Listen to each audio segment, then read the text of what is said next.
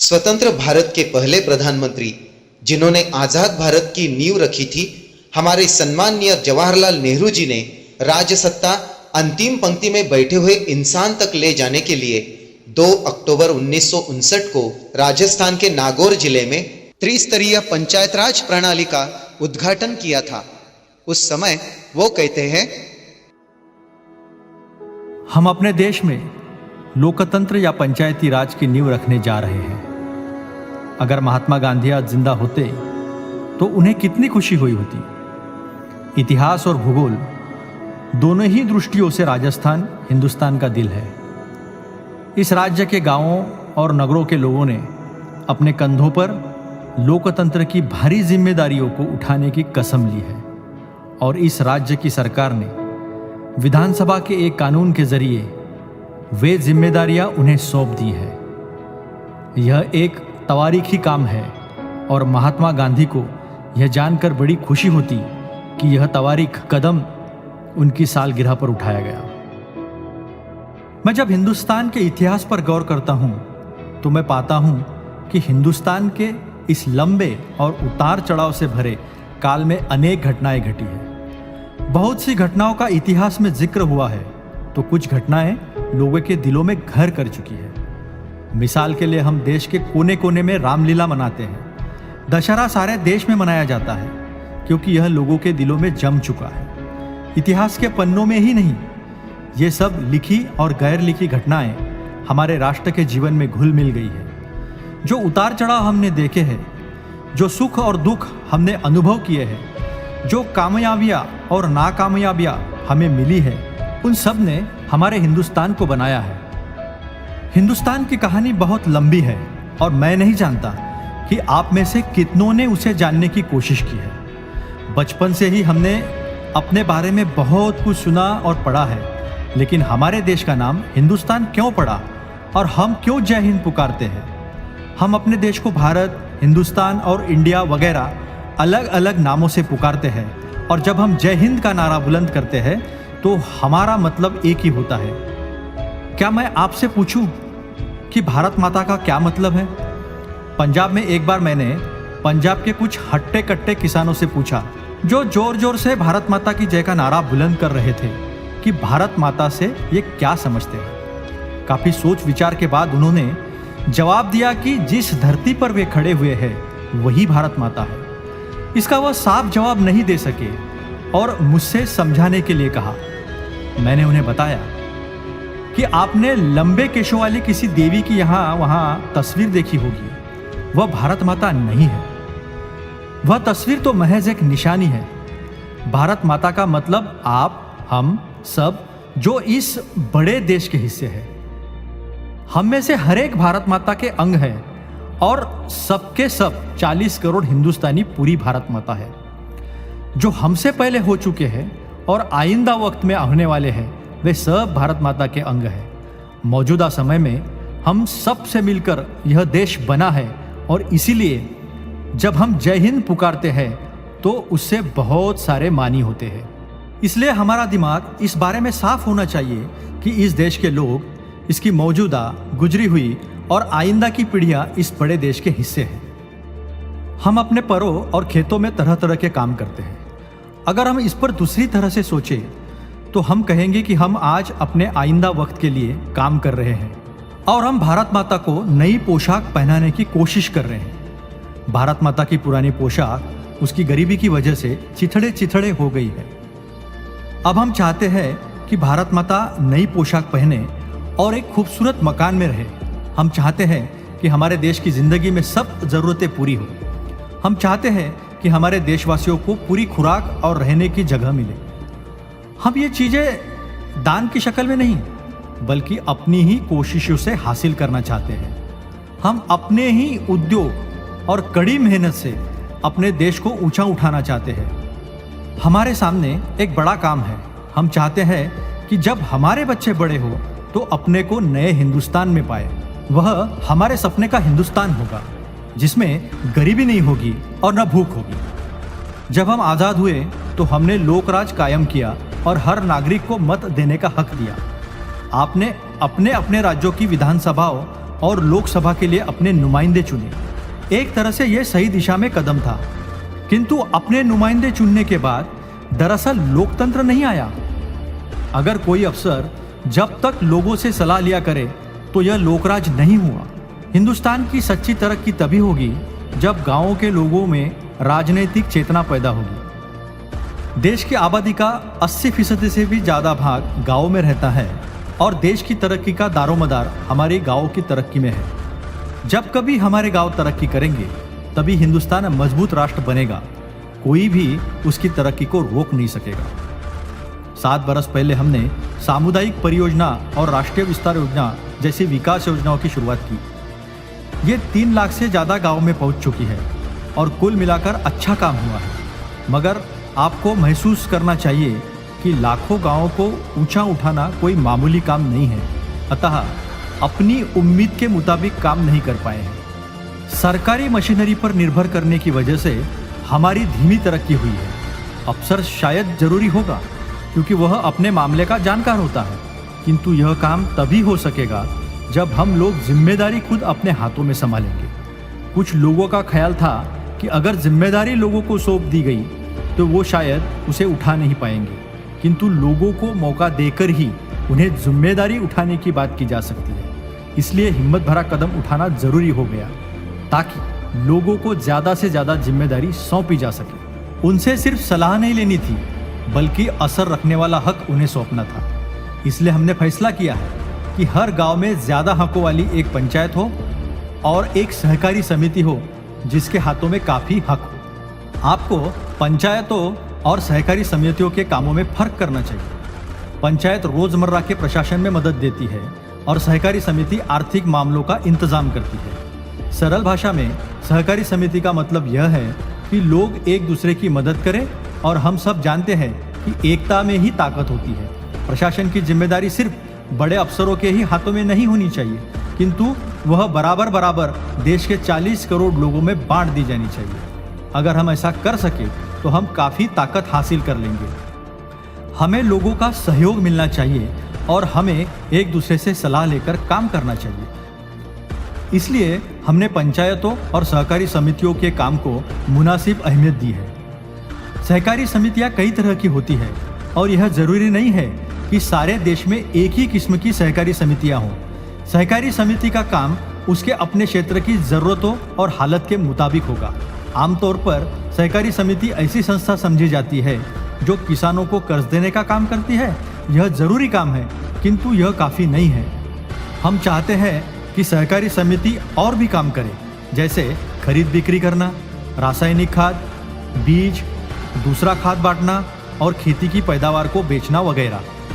पहले किसान अपनी खेती की पैदावार बेचने के लिए बिचौलियों के आश्रय रहता था और नतीजा यह आता था कि सारा मुनाफा गांव के साहूकार की जेब में चला जाता था।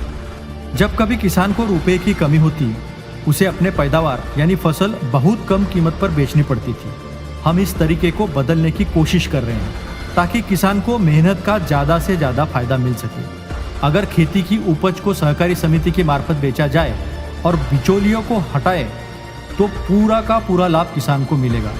सहकारी समिति और भी सेवाएं करती है, जैसे अच्छे किस्म के बीज, अच्छे औजार, छोटे ट्रैक्टर मुहैया कर सकती है। उसका मकसद ऐसे तमाम काम जिन्हें व्यक्तिगत किसान कामयाबी के साथ नहीं कर सकता, वह सहकारी समिति किसानों में सहकारी कोशिश को बढ़ावा देकर उन्हें शोषण से बचा सकती है। सहकारी समितियां किसान की जमीन नहीं ले लेती, जमीन किसान के मिल्कियत की ही रहती है। वे सिर्फ उसके मुनाफे को बढ़ाने में मदद करती है। तब रुपया दूसरों के जेबों में चला जाता था, वह खुद किसानों में बढ़ता है। इस तरह किसान खुशहाल होते हैं। करीब करीब दुनिया के हर भागों ने सहकारी समितियां बनाई है। वे केवल मुनाफा ही आपस में नहीं बांटती, बल्कि छोटे कारखाने कायम करते हैं, स्कूल खोलते हैं और पशु अस्पताल चलाते हैं। इस तरह सभी का फायदा होता है। किसानों को शिक्षा हासिल करने का मौका मिलता है और हर एक को रोजगार मिलकर सारे देश को लाभ मिलता है। किंतु आपको याद रखना चाहिए कि कुछ लोगों को एक जगह से ही सहकारी समितियां चलाने नहीं लगती। लोगों को कामों को सीखना है और जब तक उन्हें काफ़ी शिक्षा नहीं मिल जाती, वे समितियों को सफलता से नहीं चला सकते। इसलिए हमने लोगों को मुनासिब ट्रेनिंग देने का इंतज़ाम किया। ग्राम कार्यकर्ताओं और विकासखंड अधिकारियों को इन कामों की शिक्षा दी गई ताकि सहकारी समितियों का इंतजाम सीखे, समझे और लोगों को सौंपा जा सके। सहकारी समितियां दूसरी तरह की सेवा भी कर सकती है। हमारे जैसे देश में जहां भूमि छोटे छोटे टुकड़ों में बटी हुई है और हर किसान के पास जमीन का छोटा टुकड़ा है, यह कई अच्छा होगा कि 20-30 किसान मिल जाए और एक साथ खेती करें। इससे खर्च में कमी होगी और मुनाफा ज्यादा होगा। इसलिए सामूहिक खेती बहुत फायदे की चीज है, मगर वह कुछ समय बाद ही हो सकेगी। उससे आपकी जमीन की मिल्कियत पर किसी तरह का असर नहीं पड़ेगा और आपको अपनी खेती की पैदावार बेचने और दूसरे माली मामलों में मदद मिलेगी। इसलिए मेरा यकीन है कि अगर प्रशासन के मामलों के लिए पंचायत और माली मामलों के लिए सहकारी समिति हो तो हमारी बहुत तरक्की हो सकती है। तीसरी अहम बात यह है कि हमारे गाँव में स्कूल होने चाहिए।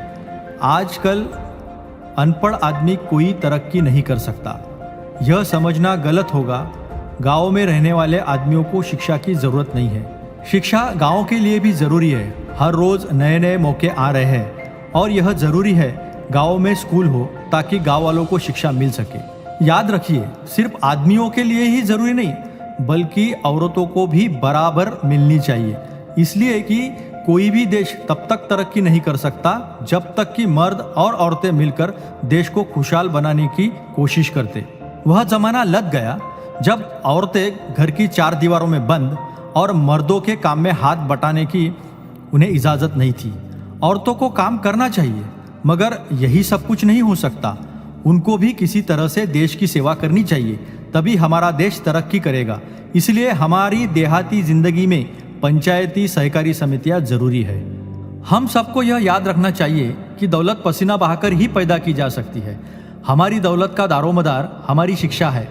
शिक्षा, स्वास्थ्य, संचार साधनों और दूसरी अनेक लोकहित योजनाओं पर जो रुपया खर्च होता है वह लोगों का रुपया है। पहले योजना खत्म हुई, दूसरी चल रही है और 1-1.5 साल में खत्म होकर तीसरी पंचायत योजना तैयार हो रही है। गांव की तरक्की, सामुदायिक विकास खंडों जैसी विकास योजनाओं की बहुत अहमियत है। अब समय आ गया है जब इन योजनाओं को चलाने की जिम्मेदारी यकीन और हौसले से उठा लें। आप अपनी आमदनी को बढ़ाएं, गांव की भलाई और अपने बच्चों की शिक्षा पर खर्च करें। आपको चाहिए कि आपने अपने सिर पर भारी जिम्मेदारी ली है और हिंदुस्तान आपकी तरफ निगाह लगाए हुए है। मुझे पूरा यकीन है न कि गांव में बल्कि देश के हर हिस्से में जहां लोगों को जिम्मेदारी सौंपी गई है अच्छे नतीजे निकलेंगे। हम यहाँ बैठे हैं और मैं देखता हूँ कि सूरज डूब रहा है और मेरी आंखें 2 तस्वीर खींच रही है। एक पुराने राजस्थान की तस्वीर जिसकी निशानी है अमर सिंह राठौड़ का यह किला, और दूसरी तस्वीर नए राजस्थान की है जिसका प्रतीक है मौजूदा पीढ़ी। पुराना और नया एक दूसरे के साथ कंधे भिड़ा रहे हैं। हम नए जमाने की उपज है, लेकिन हमें आइंदा को बनाना है। हमें पुराने निज़ाम की इज्जत करनी है, लेकिन हमें याद रखना है कि हमें नए हिंदुस्तान को बनाना है। खेती आज के हमारे राष्ट्रीय जीवन की नींव है। हमें अनेक परियोजनाएं हाथ में लेनी होगी, मगर हमारी सभी परियोजनाओं को कामयाबी का दारोमदार खेती है। जब तक हम खुराक के मामले में अपने पैरों पर खड़े नहीं होते, हम आगे नहीं बढ़ सकते। अगर हम विदेशों से अनाज मंगाएंगे तो हमारा सारा पैसा खींचकर बाहर चला जाएगा और हम रोज बरोज गरीब होते जाएंगे। साथ ही हमें भारी उद्योग कायम करने और दूसरी परियोजनाओं के लिए रुपए की ज़रूरत है। इसलिए हमारी पहली ज़रूरत यह है कि हम अपनी खेती की पैदावार बढ़ाएं। इस सिलसिले में ही मैं सहकारी समितियों के लिए जोर देता हूँ। राजस्थान की ज़मीन बहुत उपजाऊ है। आप में से बहुत लोग गंगानगर के निकट सूरतगढ़ से आए होंगे। कुछ समय पहले वह बंजर इलाका था, मगर अब उसमें भाखड़ा से सिंचाई हो रही है और वहाँ बड़ी शानदार फसल हुई है। ये सब बातें तभी हो सकेगी जब लोग कड़ी मेहनत करेंगे। इसलिए मैं दोहराता हूँ कि आपने एक शुभ दिन को ऐतिहासिक कदम उठाया है और मैं आपको बधाई और आशीर्वाद देता हूँ। लेकिन मैं बधाई और आशीर्वाद देने वाला कौन हूँ? हम सब एक शामलात कोशिश में भागीदार हैं। यह अच्छी बात है कि हम सब एक दूसरे को बढ़ावा दें, किंतु असली खुशी तो तब होगी जब हम कामयाब होंगे, जब हमारी कोशिश का नतीजा आना शुरू होगा कि धीमे धीमे और लगातार हमारी ताकत बढ़ रही है। आप लोगों को जिम्मेदारी सौंप दी गई है तो वह और भी बढ़ेगी। पहले राजा और उसकी प्रजा ऐसे 2 खेमों में बटे हुए थे, किंतु अब शासक और शासितों के बीच का वह फर्क मिटा दिया गया है। पुराने जमाने में जब किसी राजा को गद्दी पर बिठाया जाता था, वह एक रात में ही अक्लमंद नहीं हो जाता था। इसी तरह आपको यह भी समझ लेना चाहिए कि सरकारी पद हासिल कर लेने से आप दूसरों से बड़े नहीं हो जाते। कभी कभी हमारे अफसर अपने आप को मालिक समझने लगते हैं। मैं उम्मीद करता हूं कि आपके मुखिया और सरपंच उस तरह का बर्ताव नहीं करेंगे। केवल कुशलता से काम कर सकने वाले आदमी को ही जिम्मेदारी सौंपी तो दूसरी तरह के लोग कुशलता से काम नहीं कर सकेंगे। लेकिन अफसर बहुत गुरूर करने वाला हो जाता है और नौकरशाही तरीके से काम चाहता है तो वह लोगों का सहयोग नहीं पा सकेगा।